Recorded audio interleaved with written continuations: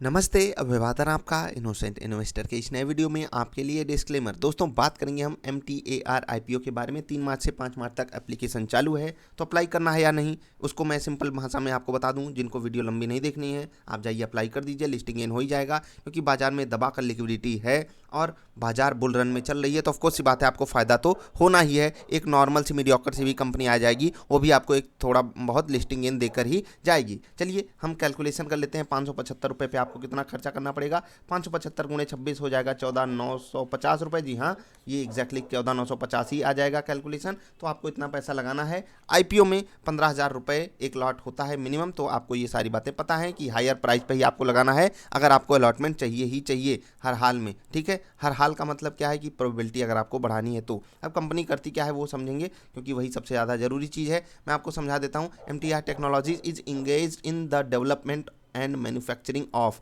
Development and manufacturing करते हैं क्या? Mission critical precision components. अब ये कंपोनेंट्स काम कहाँ आते हैं, बहुत जरूरी है यही चीज़ समझना, क्योंकि यही कंपनी के मेन चीज़ को बता देगा हमसे। देखिए होता क्या है, एक बैकग्राउंड फील्ड होती है। बैकग्राउंड फील्ड का मतलब कि क्या चीज़ से हम क्या काम कर रहे हैं। जैसे कि मिशन क्रिटिकल प्रिसीजन कंपोनेंट्स का मतलब है, प्रिसीजन का मतलब है सटीकता। सटीक कौन सी चीज़ होगी, जो फिजिकल, जिसमें फिजिक्स जो है वो बहुत ही अच्छे से इन्वॉल्व होगा। यानी कि इसके पीछे जो लॉजिक लगाई जाती है, वो जो बड़े बड़े एक्सपर्ट आएंगे फिजिक्स के फील्ड के, उसके बाद आप मैथ्स के फील्ड के भी एक्सपर्ट्स चाहिए, आपको स्टैटिस्टिक्स के भी फील्ड के एक्सपर्ट चाहिए, केमिस्ट्री के भी फील्ड के एक्सपर्ट चाहिए, क्योंकि आप उसके अंदर बारूद वगैरह किस तरीके से काम करेंगे, किस तरीके से रिएक्शन होगा। कुल मिलाकर बात यह है कि डिफेंस सेक्टर से जुड़ी हुई कंपनी है, डिफेंस कंपोनेंट्स बनाती है जो हाईली, बहुत ज़्यादा प्रीमियम क्वालिटी के होते हैं। क्यों प्रीमियम क्वालिटी की ज़रूरत क्यों है? क्योंकि भाई साहब ये डील किसको करते हैं, बड़े बड़े इंस्टीट्यूट हम कह ही नहीं सकते। होता है ना कि हमारे देश की जान, इसरो जैसी चीज़ें जो भारत की हैं, उनके साथ इनका बिजनेस है। तो हमको एक चीज़ ये माननी पड़ेगी, अगर कोई बंदा या कोई कंपनी ही इसरो के लिए काम कर रही है तो उसकी क्वालिटी हम पहले से ही समझ जाते हैं। ठीक, तो वही चीज़ आपको यहाँ पर समझनी होगी। कंपनी टॉप नॉच है, जो काम करती है वो अलग ही सेगमेंट का है। अब ये सेगमेंट ऐसा नहीं है कि डिफेंस वाली कंपनियां भारतीय बाजार में है, नहीं, बहुत सी हैं, लेकिन जो काम ये करते हैं ये मॉडल पूरा अलग है। तो आप समझिए कि अगर ये कंपनी बाजार में आई है जो इतने सारे क्वालिटी के साथ है, ठीक, क्वालिटी इन द सेंस कि जब ये काम कर रहे हैं उनके साथ, और सारा का सारा काम अभी तक सक्सेसफुल है। अभी कंपनी के हम प्रॉफिट्स को भी दिखाएंगे, उसी हिसाब से हम समझने की कोशिश करेंगे। जब अभी तक चलता हुआ आ रहा है, इसका मतलब कंपनी ठीक ठाक काम कर रही है, बढ़िया काम कर रही है, आगे चल के सारी चीज़ें होंगी। और मैनेजमेंट जो अपने ड्राफ्ट रेड हेरिंग प्रोस्पेक्टस में कह रहा है, वो भी बहुत ही पॉजिटिव चीज़ें हैं। अब हम इन सब चीज़ों को अगर जोड़ कर देखना चाहें तो कंपनी हमको बढ़िया मिल रही है।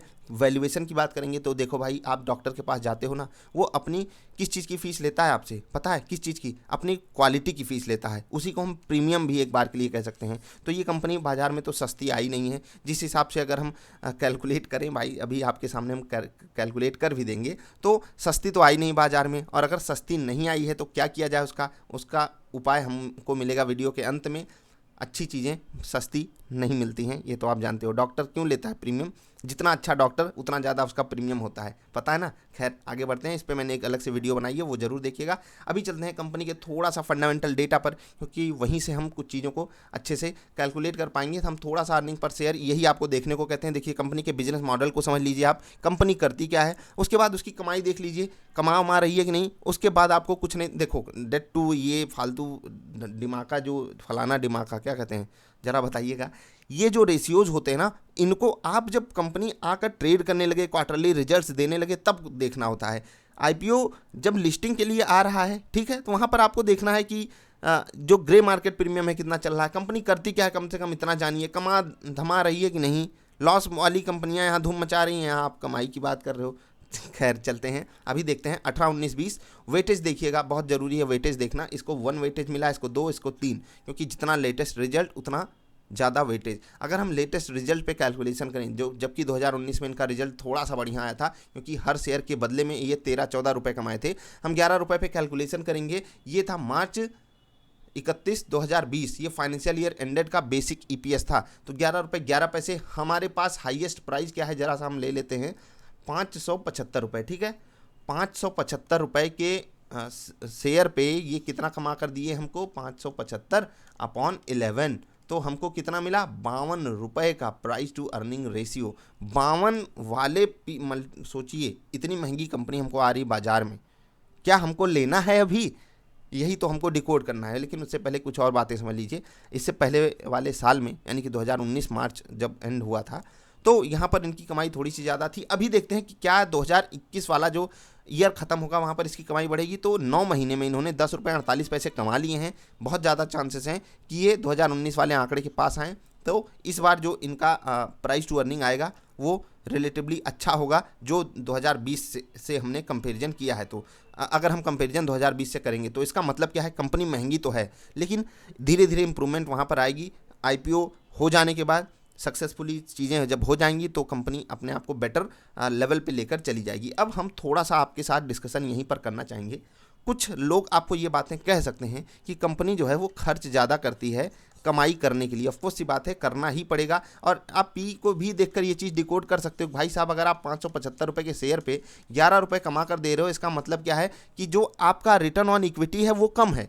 चीज़ों को समझने की कोशिश कीजिए, हम किस तरीके से आपको समझाएंगे। आप देखो, हर चीज़ के अपने अलग मायने होते हैं, लेकिन हम यहाँ आपको समझा रहे हैं कि आप अगर 10 करोड़ रुपए लगा करके 5 लाख महीना कमा रहे हो तो क्या ये अच्छी चीज़ है? बिल्कुल नहीं अच्छी चीज़ है, क्योंकि आप 1 करोड़ लगा कर भी 15 लाख महीने वाले बिजनेसेस बना सकते हो और आप इससे 10 गुना ज़्यादा लगा रहे हो, इतना कम कमा रहे हो। लेकिन अब आप एक बात सोचिए, कुछ बिजनेसेस होते ही ऐसे हैं जहाँ पर आपको वर्किंग कैपिटल की रिक्वायरमेंट बहुत ज़्यादा होती है, लेकिन उसके अपने एडवांटेजेस होते हैं कि वो कंपनी जो है लेस वोलाटाइल होती है इन टर्म्स ऑफ बिजनेस मतलब रिटर्न। तो ये सब चीज़ देखो अपने हिसाब से इसको हमको समझना होता है। जनरली हम बाज़ार में आए हैं, हमको लिस्टिंग गेन चाहिए और उसके बाद अगर हमको कंपनी पे भरोसा है तो हम उसमें रुक सकते हैं। क्या कंपनी पे भरोसा करके हमको लॉन्ग टर्म के लिए भी रुकना चाहिए? इसका एक ही उत्तर मैं दूंगा, भाई साहब, अगर आपको इसरो पे भरोसा है, ठीक है, भारत सरकार पे भरोसा है, तो क्यों नहीं आप रुकोगे इस कंपनी में? क्योंकि बिजनेस मॉडल ही यूनिक है। और एक चीज़ और आपको मैं दिखाना चाहूँगा जिससे कि आपके पास एक कॉन्फिडेंस आ जाए, ये है डिफेंस एक्सपेंडिचर। अब सोचिए, भारत सरकार जब डिफेंस सेक्टर पे इतना खर्चा कर रही है, 2016 फाइनेंशियल ईयर 17, 18, 19, 20 परसेंटेज टर्म्स में देखिए जीडीपी का, यहाँ पर आप देख सकते हो। और देश की जीडीपी कितने तेज़ी से बढ़ेगी आने वाले 5-7 सालों में, ये आप जानते हो। अब कुछ लोग देखो सरकार के खिलाफ हो सकता है आपको लगे कि जीडीपी माइनस में जाएगी, लेकिन फिर भी ये जो 3% हिस्सा है ना, ये बहुत बड़ा होता है। 3, सवा 3, 3.5% का हिस्सा। और यहाँ पर जो वैल्यू आती है वो इतनी बड़ी होती है कि ऐसी कंपनियाँ जो इतनी छोटी सी हैं वो बहुत बड़ा प्रॉफिट जनरेट कर सकती हैं। और आने वाले समय में इसकी रिक्वायरमेंट भी बढ़ेगी। देश को शक्तिशाली बनना है तो डिफेंस सेक्टर को तो आगे आना ही पड़ेगा, क्योंकि अंदर जो दुश्मन है वो तो उनसे डील करना एक बार के लिए भले कठिन हो, लेकिन बाहरी दुश्मन को हम कभी भी ना, मतलब होता है ना, मतलब होता है कि हम तो उनसे लड़ने के लिए हमेशा तैयार ही हैं, उनको धूल चटाने के लिए हमेशा तैयार ही हैं। By the way, company top notch, आने वाले समय में भविष्य भी टॉप नॉच ही है। क्योंकि जहाँ तक मैं अपने एक्सपीरियंस से भी ये बात कह सकता हूँ कि डिफेंस एक्सपेंडिचर परसेंटेज टर्म्स में थोड़ा सा कम हो सकता है, लेकिन रियल वैल्यू में मुझे नहीं लगता अब उसमें कोई कमी आने की गुंजाइश है। इसका सीधा फ़ायदा इस कंपनी को जाएगा। हाँ, एक और चीज़ इस कंपनी के लिए कुछ लोग नेगेटिव बता सकते हैं, वो ये कि जो इनका मेन बिजनेस आता है, मतलब 70% से ज़्यादा बिजनेस कुछ ही जगहों से आता है। तो भाई अब आप एक बात बता दो कि ये तो बहुत से छोटी कंपनियों के साथ ये इशू आता ही है। जैसे कि एक कंपनी आई थी हैप्पीएस्ट माइंड्स, उसमें भी यही चीज़ें बताई जा रही थी, इसकी नेगेटिविटी है। ये एक बार के लिए नेगेटिविटी नहीं होती है। जैसे जैसे कंपनी बड़ी होगी अलग अलग जगहों के लिए काम करेगी, आपको ये बात समझनी पड़ेगी। और ये एक सिचुएशन होती है। अब आप ऐसा तो है नहीं कि आप आज एक दुकान खोले, आप दिल्ली वाले बंदे को ले जाकर अपने सामान की सप्लाई करोगे, ये होगा नहीं। धीरे धीरे चीज़ें होती हैं और कंपनी अभी छोटी है, धीरे धीरे करके ग्रो करेगी। Let's hope for the best for this company, क्योंकि ये कंपनी अगर ग्रो करेगी तो हमारा डिफेंस सिस्टम, भारत का डिफेंस सिस्टम और तगड़े से और मजबूत बनेगा और ज़्यादा एडवांस बनेगा। जैसे कि शुरुआत में मैंने कहा, ऐसी कंपनियों को प्रीमियम मिलना ही चाहिए, क्योंकि ये कंपनी काम ही ऐसा कर रही है। और यहाँ पर प्रॉफिट मार्जिन भी बड़ा होता होगा। ऑफकोर्स सी बात है कि जब आप अपने एक्सपर्टीज़ का पैसा लेते हो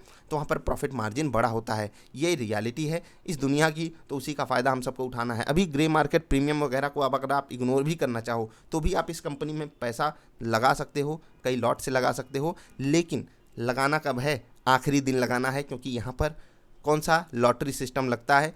हमको बाज़ार के पूरे माहौल को समझकर ही पैसा लगाना है। ये नहीं बाज़ार में कल कुछ बुरा हो जाए और हम अपने आप को अटका हुआ महसूस करें। सबसे पहली चीज़ देखना है कि कितने ज़्यादा लोग इंटरेस्ट ले रहे हैं। देखो, इंटरेस्ट की बात अगर करें तो ये तो मैं भूल ही जा रहा था, बहुत इंटरेस्ट है और बड़े बड़े लोगों को इसमें बहुत इंटरेस्ट है, बड़े बड़े फंड हाउसेस को इसमें बहुत इंटरेस्ट है इस कंपनी में पैसा लगाने के लिए। तो आप तो चूकिएगा मत। बस कंपनी छोटी है, आप यहाँ पर देख सकते हो। The public offer of the company comprises fresh issuance of 20 lakh equity share, केवल 20 लाख। सोचिए, केवल 20 लाख इक्विटी शेयर जो है ये बेचे जा रहे हैं और OFS जो है वो 82 लाख शेयरों का है। OFS का मतलब होता है कि जो पुराने शेयर होल्डर्स हैं वो अपना शेयर बेच कर जाएंगे और एक महंगे वैल्यूएशन पे बेच रहे हैं 50+ वाले, तो उनको भी कोई तकलीफ है नहीं और हमको आपको तकलीफ इसलिए नहीं होनी चाहिए क्योंकि बाजार में लिक्विडिटी है। ये कंपनी के लिए फ़ायदेमंद होगा, हमारे लिए फ़ायदेमंद इसलिए क्योंकि हमको जो है एक प्रीमियम पे लिस्ट होता हुआ स्टॉक दिखाई देगा। देखते हैं कितने लोगों को अलॉटमेंट मिलता है। बाय द वे, हम एक और वीडियो कोशिश करेंगे इस पे बना दें कि अप्लाई आखिरी दिन करना है या नहीं, मैं उसी दिन आपको बता दूंगा। बाय द वे, अभी तक बहुत ज़्यादा चांसेस है कि मैं इसमें अप्लाई करूंगा, देखते हैं, करूंगा तो आपको बताऊंगा ज़रूर। मिलेंगे फिर से। अगर वीडियो पसंद आई तो लाइक कर देना। आई होप मैंने आपको एक एक चीज़ अच्छे से समझा दिया, कोई कन्फ्यूजन ना रहे। अगर कोई कन्फ्यूजन हो तो आप नीचे पूछिएगा, अगली वीडियो जो आएगी उस पर मैं आपको समझा दूंगा। देखो, हर एक चीज़ के दो पहलू होते हैं। जैसे कि जब कंपनी का EPS बहुत ज़्यादा हो जाए तो वो तो हमेशा एक पॉजिटिव चीज़ होती है, लेकिन कि कंपनी क्या चीज़ दांव पे लगाकर वो EPS गेन कर रही है ये भी हमको देखना पड़ेगा। तो ये इन सब चीज़ों को कंप्राइज करके और जो बिजनेस मॉडल है उसको देख करके जो इनका रेवेन्यू आता है कुछ ही जगहों से, उसको हम बिल्कुल इग्नोर कर सकते हैं। ये एक बार के लिए हमको अभी नेगेटिविटी दिखाई दे रही है यहाँ पर, लेकिन अगर आप ब्रॉडर पर्सपेक्टिव से सोचोगे तो वो कोई नेगेटिविटी है नहीं। सब कुछ नॉर्मल साइज़ कंपनी के लिए उस लेवल पर भी, बाकी अच्छी चीज़ें तो ढेर सारी हैं ही, आप ये तो जान ही गए हो। मिलेंगे फिर से। इस चीज़ पे भी थोड़ा सा आप फोकस रखिएगा और मैंने EPS तो आपको कैलकुलेट करके बता ही दिया। मिलेंगे फिर से। वीडियो देखने के लिए आपका बहुत बहुत आभार। वीडियो लाइक करके जाना। नमस्ते।